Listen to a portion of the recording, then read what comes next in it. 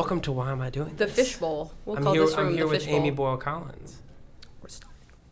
How could you introduce? We've been rolling for 10 minutes. We're good. It's the slow roll. Okay. We didn't dim the lights before the theater Got it. started. Who are you? I am a professional communicator who likes to find solutions and connections for clients to Yeah. advance their marketing goals. That was good. It's my elevator speech. That was really good. Yeah, thanks. So we've obviously known you for a minute as folks who we love and adore through Gambel PR. Yes. What is that all about? So I help run an agency. It's a boutique agency that provides public relations services, so media and community relations, as well as social media, for a number of clients. A lot of our clients are iconic brands, so Blue Plate Mayonnaise, Sure thing. Louisiana Iced Tea, French Market Coffee. But a lot of our clients are also incredible nonprofits who are making an impact in the community. So I like the varied work of, sitting in a really exciting sort of consumer packaged goods meeting in the morning and planning Did you events just say for a them. really exciting consumer packaged goods? I meeting? did. I make it exciting, I guess. Yeah. Or our work makes it exciting. So we try to bring those brands to life through events. So, for example, we're going to do National Sandwich Day Heck yes. on Friday. Heck yes. So we will have a 500-foot po' boy that will be constructed in Lafayette Square Heck with yes. Blue Plate Mayonnaise, Gigsy ham, and Leidenheimer French bread. So Yeah. that's what makes it exciting For the events. for the events. Now, what the heck is PR? Because there's this big diffuse world of Yes. what communications are, what they have been, what they're doing. Mm-hmm. It's like, I do marketing, I do advertising, I do PR. What is PR? Public relations is the art of connecting a You're brand. so stinking good at your talking points. I'm Public sorry to interrupt you relations because is you're the just art. you're so on point. I should have known coming into it. Well, that's what I do. That's what I do professionally. So I have to do it well. Take me there. So we connect to stakeholders, our client's brand to stakeholders through very authentic communications. And that can be mass communications like events, social media, but that can also be individualized communications like donor development Yes. or sales training and those sorts of things. And so we are focused on consistent messaging that connects a consumer to a brand. Wow. Yeah. Where does it come from? What does that mean? Where does Like, it come is it from? an old industry? Has there always been a PR function in history? It's an old industry in that it was evolving into a professional work or a professional job, if Sure. you will, when I was sort of starting in college. So that makes it old, I Cutting your guess. teeth. No, I'm just kidding. In about the 80s, brands started to really think about how are they communicating? And it wasn't just these display ads, right, that you found in print or in broadcast. It was through a more authentic communication and an engagement. They were using the word engagement that we use all the time in Interesting. social media back in the 80s, the 90s. And they start to really measure it. And so they started to correlate product placement in movies, newspaper articles about brands to an affinity for and an awareness of those brands. So I talk to clients all the time who say, I want my phone to ring. Sure. And I say, well, we may not be the agency for you because we don't do direct response advertising. You're not building sort of a Yeah, paper so we're not. click Call pipeline, 1-800 or click on this now. Sure. What we're doing is creating awareness and affinity for your brand. So I the see. 2 A's. So we want people to feel good about that brand through the things that they do in the community. Yes. And the ways that they communicate and the charities that they support. And we want, it starts with knowing about them. So that's the awareness part. And then you get to the affinity part after that. It's so interesting when people say now very offhand things like engagement, like what is your customer journey, the branding, things like this really comes from, well, it's not super old, the 1980s. It wasn't like Right. eons ago. Exactly. What got you into this? Why did you become interested? I wanted to be a journalist. I was fascinated with all things journalism. Sure. As a teenager and into my early years in college. And somebody literally said to me, you're never going to make a lot of money in journalism. Yeah. So then I started paying attention to what are business things that you can do with the skill set and the activity that a journalist participates in. Interesting. And PR was the obvious sort of path. I was one of those people who knew very quickly in college, after my first PR class, that this was absolutely what I wanted to do. It was you. Yeah. And so I've had a bunch of different jobs over my career that don't necessarily have the word PR in the title, but all of them use this sort of professional communication skill. Yes. And putting together different layers, almost like a puzzle, of how do you communicate with that target audience to get where you need to go. Yeah. And so I think of it in my mind like a puzzle. So I'm pulling down that social media piece, or I'm pulling down that PR in terms of media or publicity piece, which is often PR. People think of only media relations, but there are several different facets to it. Sure.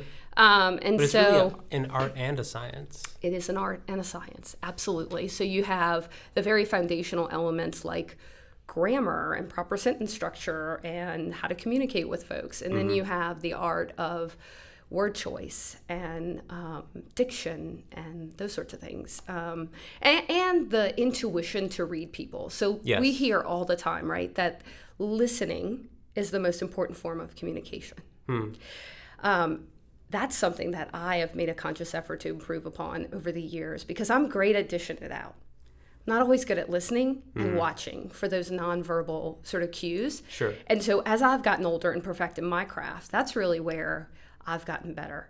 And I think you can learn a lot and you can communicate a lot with people. Yes. Just through nonverbal or really listening to the words that they use. And because so much of what we use PR for is about pushing someone down a sales channel for a lot of our for-profit clients. Is it considered really high up on what folks talk about when they say like a sales pipeline? Yes, exactly. But you're pushing them down regardless of how high up it is. And so you have to really listen. Yeah. And you have to understand what's going to motivate them. Yes. And it's different things for different people. For our nonprofits, I always used to say, we're selling stuff. We're just not selling widgets. Sure. We're selling hope. Sure. We're selling salvation. We're selling that feel-good feeling somebody gets when they make a big gift. They have to understand what it is they sell. Everybody's selling. Yeah. And so very early on, to get someone to make that gift, I started really thinking about what motivates them. And then I turned that around and give them that. And that's how you. And that's the skill. That's how you raise the, money. The communication, using the different tools, just understanding the whole ecosystem. Right. So take me to the beginning. Of time. Your Pangea. The continents are all smushed together. Yeah. So take me to slightly after Pangea. No, let's go many hundreds of millions of years beyond that. Yeah.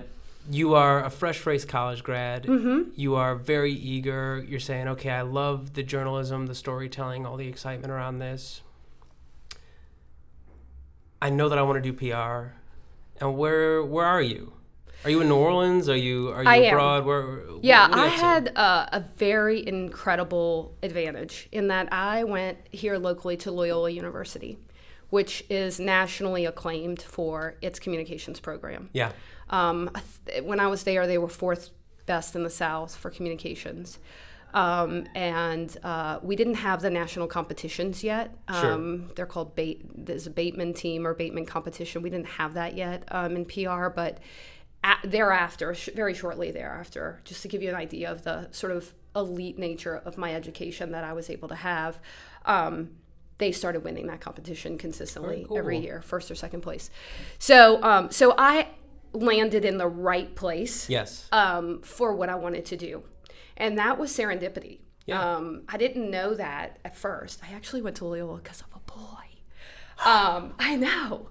But by the time I graduated... We should have started the story earlier. Yeah, no. He's very uninteresting at this point. I don't even know where he is. But, I went there for very, You got much more upside out of it. Expected reasons. But, yes, so the serendipity part of it was I landed at a school that was well-versed and well-known for what I wanted to do. And so that produced connections. Yes. And there was a little-known nonprofit called the Greater New Orleans Sports Foundation in 1996. Okay. That was about to host a Super Bowl in New Orleans in 97.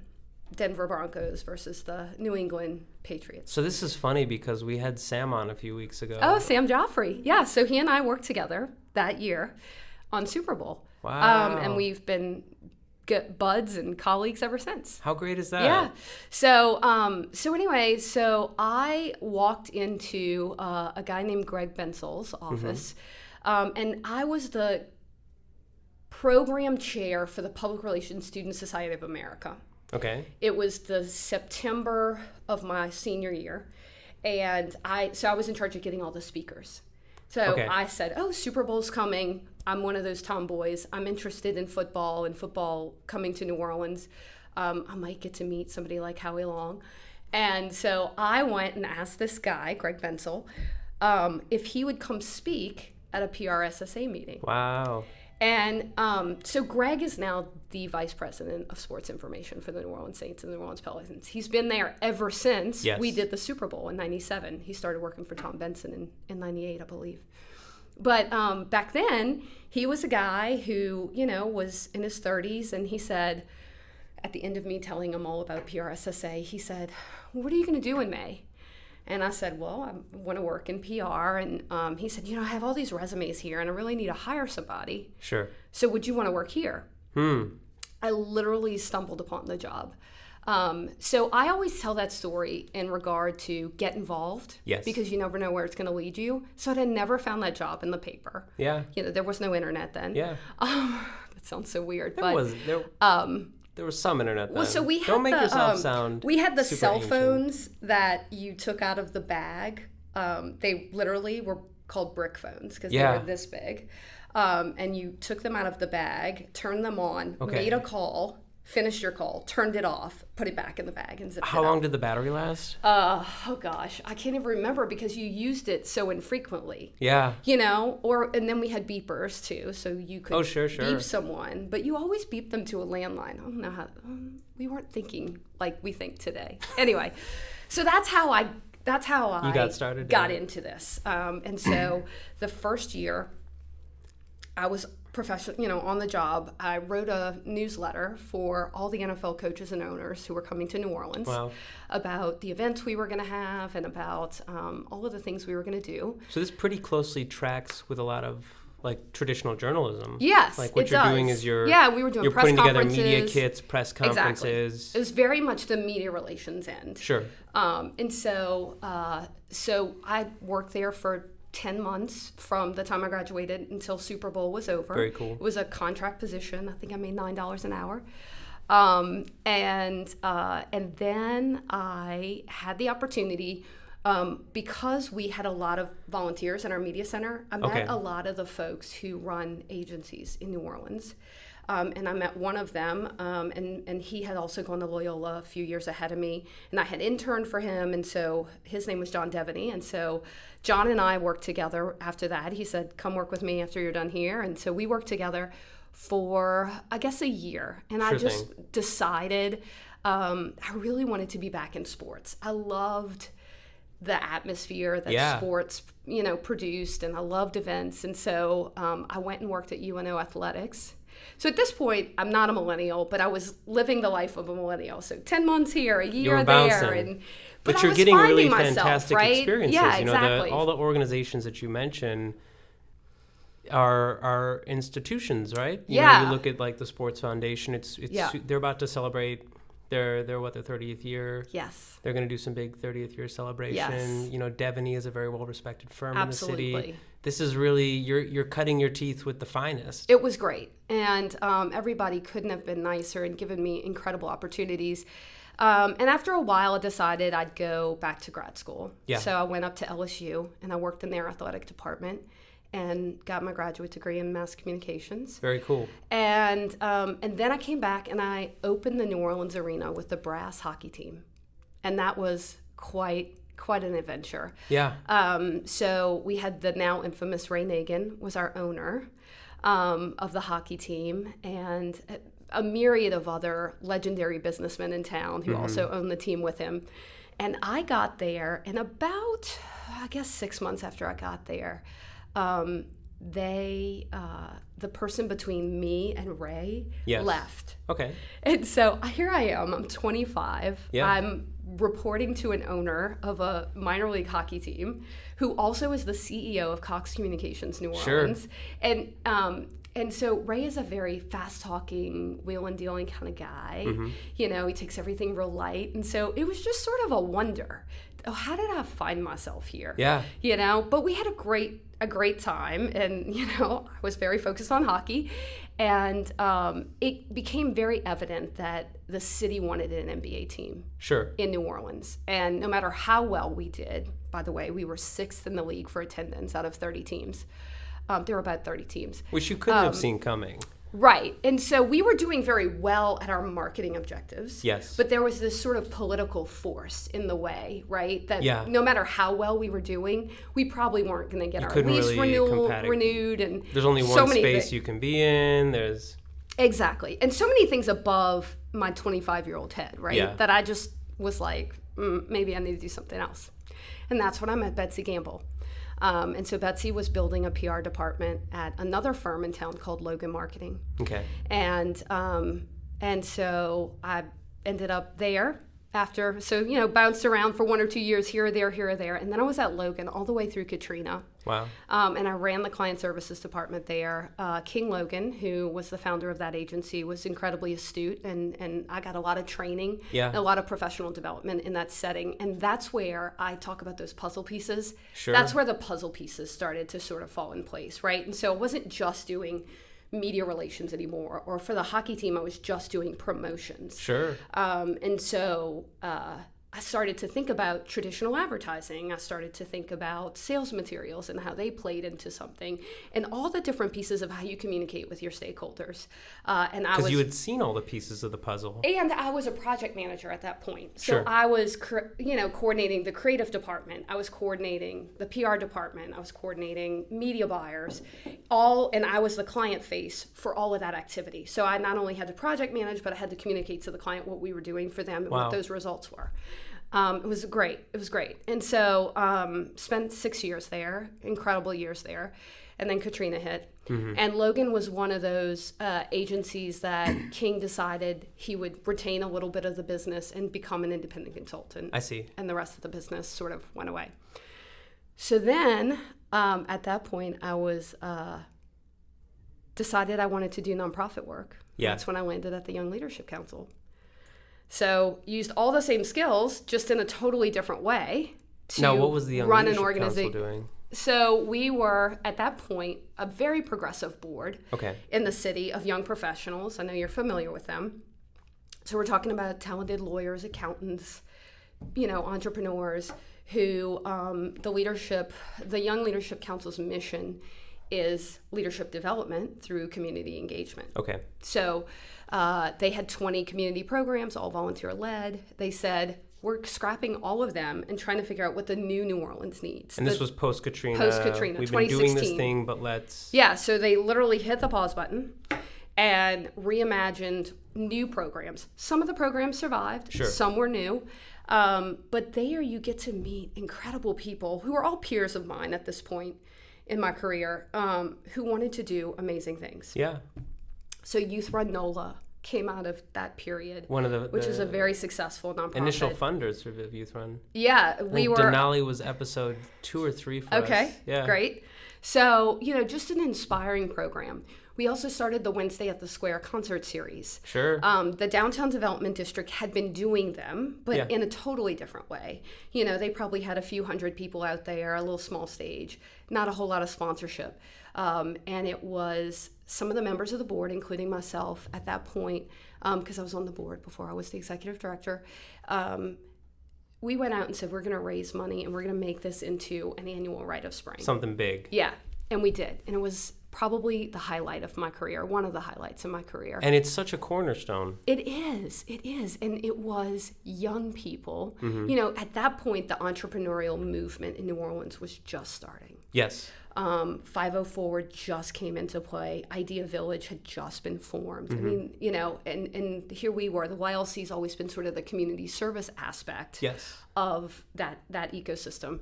So, so I was working with a lot of bright people who were, I'm a very risk averse person. Sure. And they were very risk hungry. And so we were like, you know what?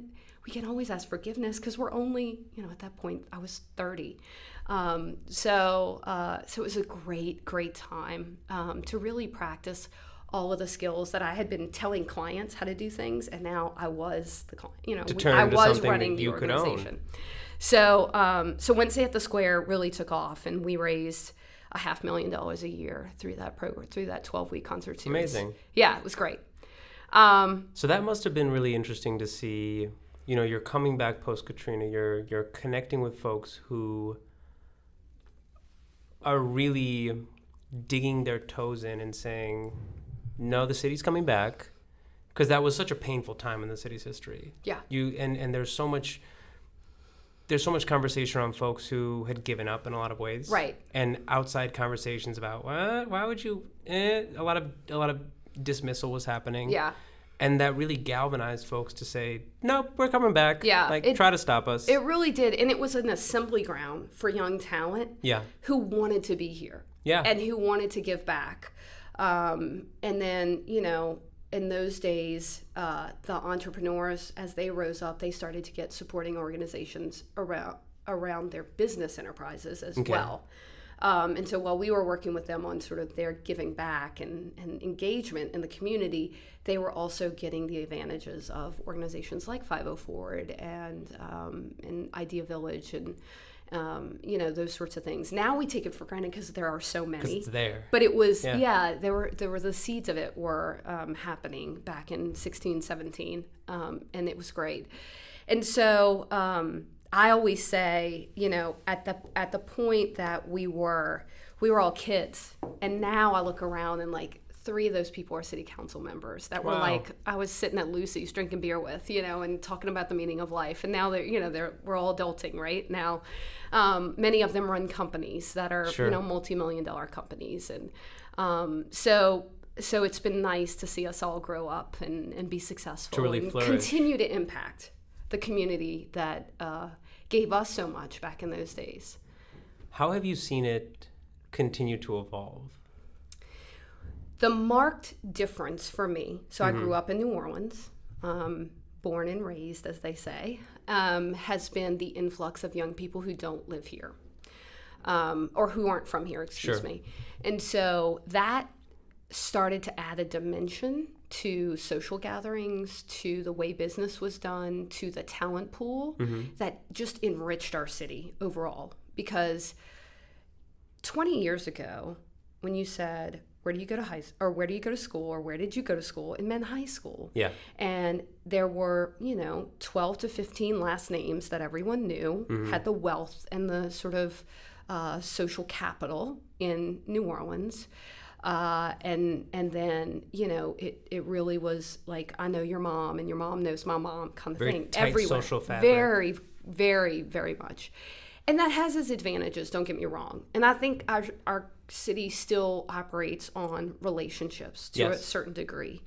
But I think there's like I said, a dimension of higher thought.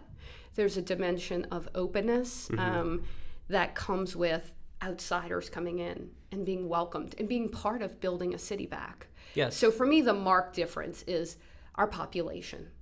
Now, there were losers in that conversation. We have to acknowledge that, that there was an impoverished community that really struggled and didn't grow with the rest of our community. Yeah. And so we have to remember them, we have to serve them, we have to continue to lift them up. And so we continue to be plagued by educational differences, crime. And until we fix that piece, we won't. We're not really operating as a fully functional city. Yeah. Yeah. Right.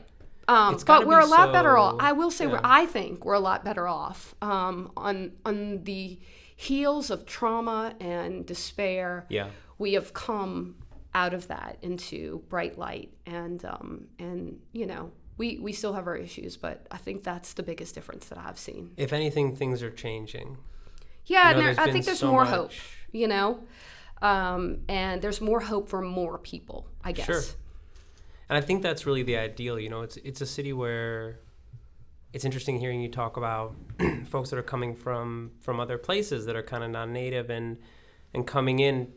You're very aware of that from the beginning, and it really, you kind of see folks go two directions with it.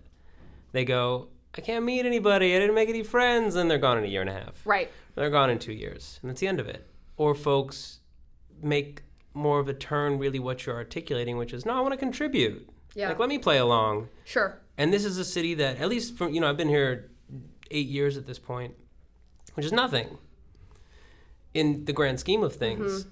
But it really only in the last 2.5, 3 years when I started really kind of digging my heels in and saying, just make some stuff, contribute, like go play along with the party, go have some fun, go see what's going on. Right. All of a sudden it's Blossoms. really this deeper rooted kind of ethos that you're talking about, which is that folks, what's very unique about New Orleans, that everyone wants to do stuff. Yeah. Everybody loves getting together. Everybody loves the social gathering or the social aid and pleasure club or the party or the little spot that you go and you get drinks at. We love to socialize. We love to get together. We love to be together. Right. And if you're not doing it in the right way, from a place of like openness and wanting to engage, if you're doing it from a place of like, I'm here in New Orleans, everyone's kind of like, you gotta pump the brakes. You're not allowed for Taco Tuesday at Lucy's. Right.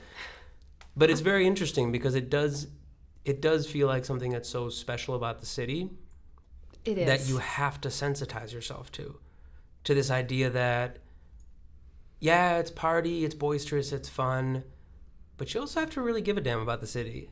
Like, you have to recognize both sides of the coin. Mm-hmm. You have to be honest about it. Mm-hmm. And if you're doing things right, you find out some way to contribute, to kind of improve the lot of the whole. Yes, I think you got it. For sure. And that's why I say this city is based on relationships. Mm-hmm. Whether that's business enterprise or socializing or raising children, there's a connectedness that exists when you start to engage in the city. And it's why organizations like my time at the YLC or other folks who've been involved at the Chamber or the 50 Forward or those sorts of things, they get it, or they show up at Lucy's at Taco Tuesday enough and meet the people next to them, right? But I think, and I don't know if that exists other places, because I've never lived other places for a long period of time. I mean, I was in Baton Rouge a very short period of time for grad school. I was in Atlanta after Katrina, 3 months. It wasn't enough to really get and understand the fabric of a community, right? And so, but there are enough people who tell me it only exists in New Orleans, or it's a unique, sort of ratcheted up to a higher level in New Orleans, and those sorts of things.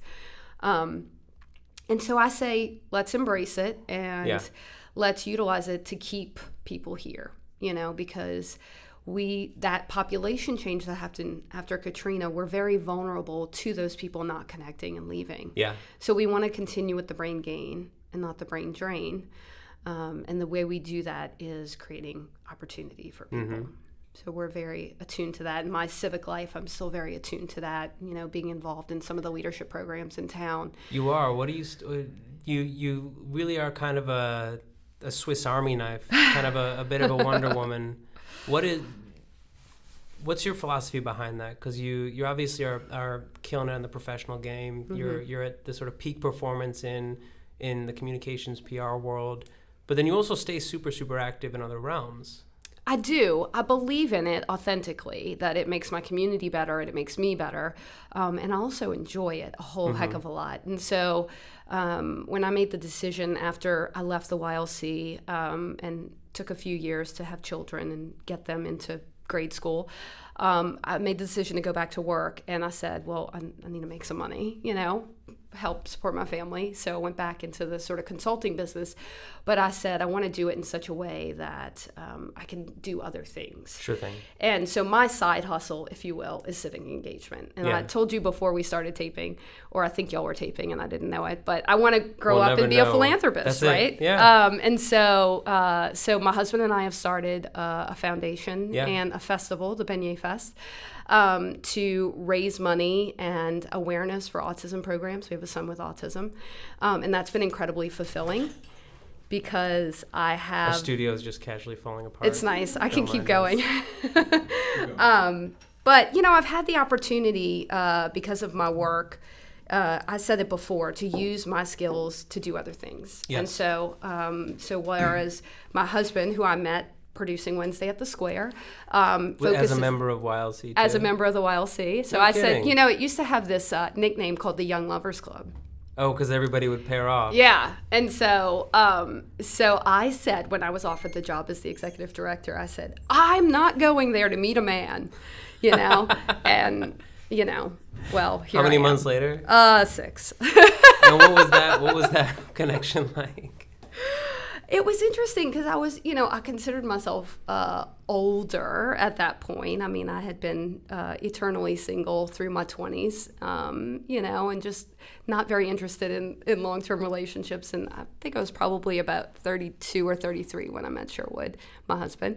And immediately just was like, this is it. And in the sort of roses and flowers and hearts sort of way, but also in sort of this deeper connection that our value systems were the same and we had a lot of the same interests and it just felt right every time we were together and all the things you hear about love and so was he in the PR communications world too? So he had been working he had been doing a lot of different things at that point. He was working uptown at Pearlist, the men's clothing store. Sure thing. He also was a DJ for WWOZ, the New Orleans music show. He's a Swiss Army knife too. He is a Swiss Army knife. And then he had the former executive director had asked him to help sort of on contract to put together the event logistics of Wednesday at the Square because he had worked on some events and the connection at OZ with talent and blah, blah, blah. So what we do now is he really focuses on running the foundation, all of the logistics, and I'm what I call the cheerleader girl. So I do all the PR and fundraising for Beignet Fest. And I have a wonderful, Betsy Gambel has been incredibly generous in allowing me to do both and still get my work done at Gambel. And so it's been great. And so that volunteer job is such a passion for me. But beyond that, I, am supporting organizations and have been through the New Orleans Regional Leadership Institute, the Norman C. Francis Leadership Institute, and also have just been able to do a lot of other things with other boards of directors. The Super Bowl has been back 2 different times since '97, so I've participated on the host committee of both of those. Hopefully we'll have another one very soon. So I always get so much more out of volunteering than I give. Right now I'm on the Arts Council of New Orleans board, and they put on LunaFet, which is coming up in December. Yes. And so that's been super fun. So working with a good friend, Taryn Jolly, to host the patron party at his home on Audubon Place. Very fun. So I'm sort of in the apex of helping plan that party with the Arts Council staff, and really excited about, bringing people together a month in advance of LunaFet to really raise some money and celebrate it. It's been such an amazing thing for the city to have LunaFet, which is a festival of lights. Yes. That goes on downtown in Lafayette They do this Square. Big projection mapping on the front of Gallery Hall. It's amazing. So, and all of that is incredibly expensive. So the fundraising piece has been fun. So to you, it's really about using all of those honed superpowers in service to not just the work that you do, obviously through Gambel, but also in these other things that are really deeply personal. Whether it's the foundation, raising awareness and funds for understanding about autism, to then these other ways that you're still engaging. Is that kind of how you look at it? Just any way that you can be of service using this particular sort of toolkit of skills that you have? Yeah, I guess I don't look at it that consciously. I just get up every day and part of the fabric who I am is doing this. And what I mean by this is thinking about how to plan an event, or thinking about how to get somebody some publicity, or thinking about somebody's mission statement, or helping them raise money. Sure. Like, these are just the things that I would do if I didn't get paid. Yeah. I.e. be a philanthropist, And so I don't know. I wouldn't go play tennis and sit at the coffee shop all day. I would do this. And so that I get paid to do it. Yeah. And that there's space outside of what I get paid to do to volunteer. I consider a rich blessing. Yeah. Because I almost am. I am a philanthropist, my husband and I will give away $30,000 this year from the foundation. Wonderful. We're just two middle-class cats raising two middle-class kittens in the suburbs, and we get to do this because of our efforts. And that will double the contributions to the autism community since we started 3 years ago. 3 years but it's ago. also, 3 years. So three years, $60,000. And a whole lot of sweat equity and work. So that's off to a grand start. We more than doubled our crowd in year 3 at the Beignet Fest this year. You changed locations, you went... Yeah, so we changed locations year 2 to City Park, but as is the case in many things with New Orleans, we had a hurricane last year that forced us to move our date from October to December. Yes. So our crowd last year was similar to our crowd year 1, but probably would have swelled to double had we stayed in our original date. So this year we got to experience the actual... sort of the full momentum of what probably should have been year 2 in year 3. Yeah. But we're out at City Park. And in that venue we have tons of space to grow. They also host the Voodoo Music Experience in the same place. Town. Yeah. So, if we can get as big as Voodoo in that space that we're already in, we're going to be there for a while. Hopefully we will. How do you even approach that? So... I want to know festival? more about first the foundation, Okay. and then linking the foundation to the festival. Yeah. And then, what, beignets? Yeah. So that was my husband's idea. It was a good one. It's a great idea. So he looked around and said, what is a food in New Orleans that's highly iconic that doesn't have its own festival? And we were like, beignets don't have their own festival. This is weird. At the same time, he was keen enough to notice there was a proliferation of different kinds of beignets on restaurant menus across the city. Interesting. Sweet and savory. Almost like a crepe. People were playing around a little bit. Right. And so it wasn't just Café du Monde. So that was our biggest hurdle the first year when we went around and started communicating with people about this idea. Well, why are you going to have powdered donuts at a festival? Like, no, you can have crawfish beignets, you could have cheese stuffed You don't even know the beignets. options. Yeah. So in a town rich in culinary history like New Orleans, it was easy, right? And so we already knew the fundamentals on how to put together a festival from our time at YLC. Okay. We had the audacity to say, why not? It was almost like a throwback to your first connection. It was. Sherwood talks about that all the time. He's very sweet. And he does talk about how, we had always said we'd continue working together, and then one thing led to the other, and he went and took a full-time position at Perlis, and I hired another festival person in town to help us with Wednesday at the Square, and things just sort of evolved. But we always said we'd revisit this idea. He always wanted to have his own festival, and he wanted that to be his full-time job. Yeah. And the practical part of me was like, you need to, stay out of the Perlis. So, it took responsible. 5 years for him to convince me. He was persistent. He was, and he wrote a business plan, and and then I went out and we just started talking to people that we thought could fund us. Yeah. Corporate sponsor prospects, and I am not afraid to ask anyone for anything in the name of charity. So all they could do is tell me no. Yeah. Which just means not right now, because I'm going to ask again. Yeah. So I just have this sort of undaunted attitude about fundraising that I think believe in people the get in their cause. own way in fundraising. So I do a lot of fundraising training. Okay. And so people who are professional fundraisers, they get in their own way because they have this conversation in their head about why someone wouldn't give them money. So I help them figure out the opposite of that, which is you have to talk about why they would. Silence the voices. Yeah, and so it's just like sales training. I mean, it's the same thing. I said that before. So we went out and we started shaking hands, and people started to get enthusiastic. I have a friend who is a kick-ass, take-no-prisoners attorney in town. She's a woman. So I was at lunch one day, and I was still in that dance of, is this a good idea or not? And I told her about it. And she said, you got to do that. that has legs. And I was like, okay, this is one of the most critical people. A serious You know, human. she's a serious business If she vets attorney. it, it's good. Yeah, and she was immediately convinced it would take off. And so it was people like that really sort of propelled us. So we said, we'll raise this amount of money. We'll do it really tiny, small scale. We'll do it at Lafayette Square. We know every blade of grass in that park because of doing Wednesday at the Square for 6 years. And we'll super safe. You know, maybe 6,000 people will come. Let's tell corporate sponsors that. They'll like that. 10,000 people showed up the first year. Wow. We ran out of food by 2:00. That was a little embarrassing. But at the same time, The it was same like a thing bad happened to problem Fried to Chicken have. Fest, too. So we started the same year. Wow. Fried Chicken Fest and Beignet Fest started the same year, 2 weeks apart. Both of us great friends, and And shut down Cleveland everything. Spears also runs a PR firm in town. So there are a lot of these sort of coincidences.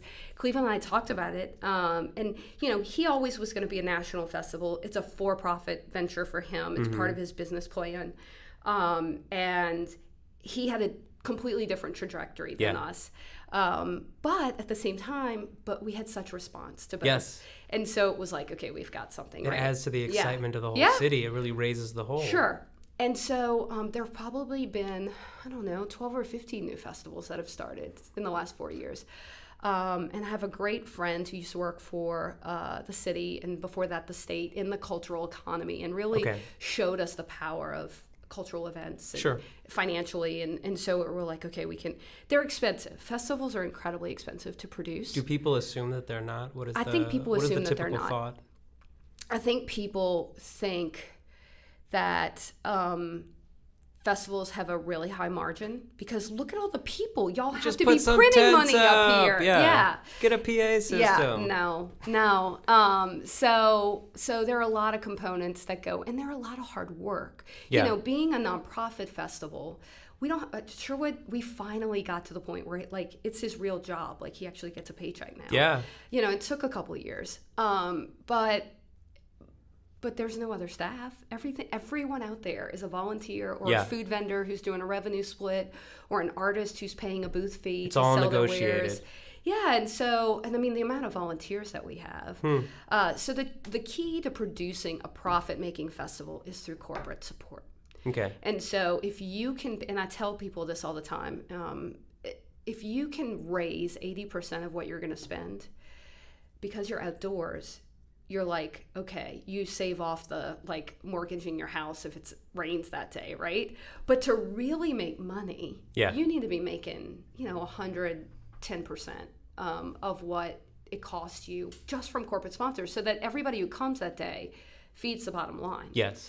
Otherwise, you're going to struggle. And I've seen it over and over. I've worked on a lot of events as a consultant, galas, black tie kind of events, festivals, races, road races, and the pre-marketing, the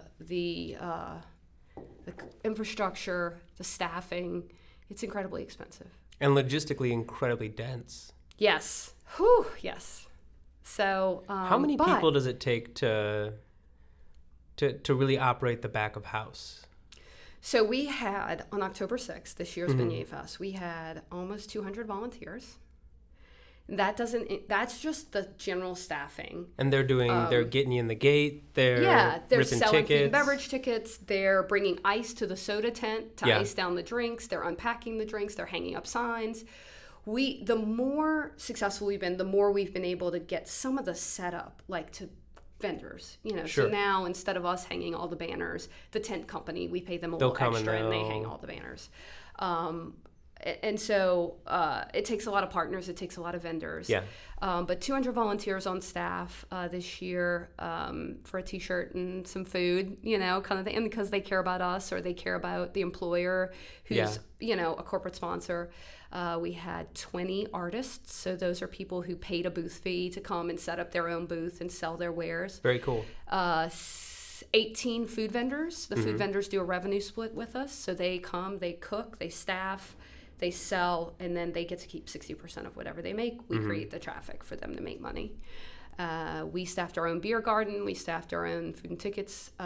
We staffed our own VIP. We hired the bands. We hired a company to do all the AV for the bands. Gigsy was a supporter this year, taking pictures. Thank you for that. So it just takes, it's endless. We haven't talked about sanitation. So it's enormous. You know, YLC was a partner with us, so they came and did their recycling program. Yeah. We diverted 1,100 pounds of waste from the landfills with 8 YLC member volunteers. Sorting, just keeping things. Yeah, they set up all of the recycle bins and then they emptied them throughout the day. Amazing. And you just learned all this through really a culmination of many years of knowing what goes into it.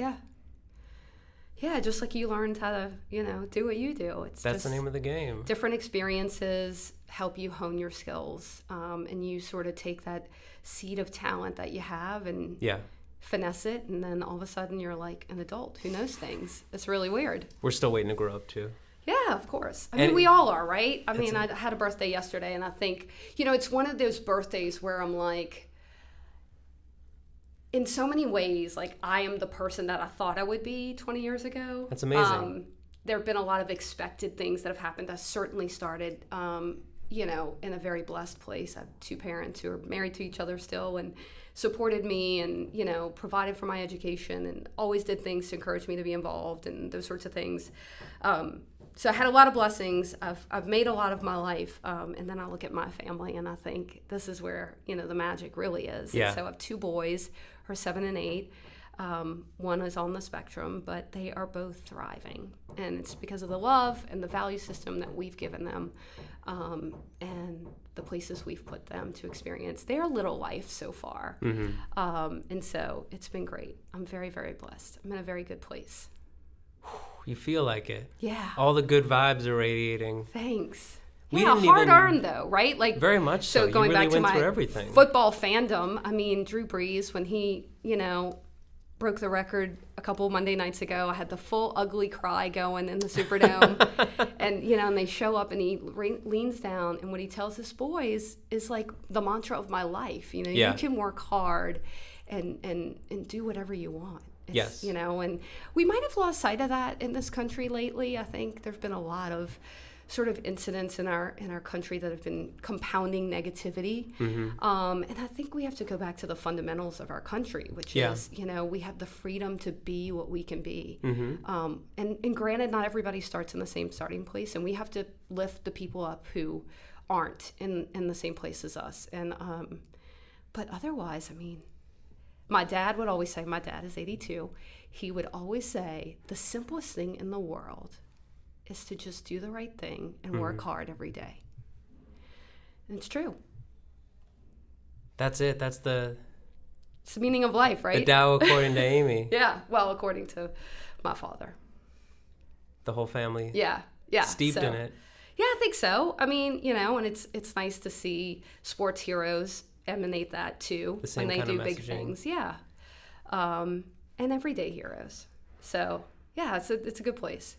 And, you call me on next Wednesday, I'll probably be in the same place. So consistency is good too. Yep. Don't get me wrong. I mean, we all have our days, right? Yeah, they're the moments. But I think that dogged sort of zest for doing the right thing and being engaged and lifting up people around you is what carries you through life. Good life. I can't top it.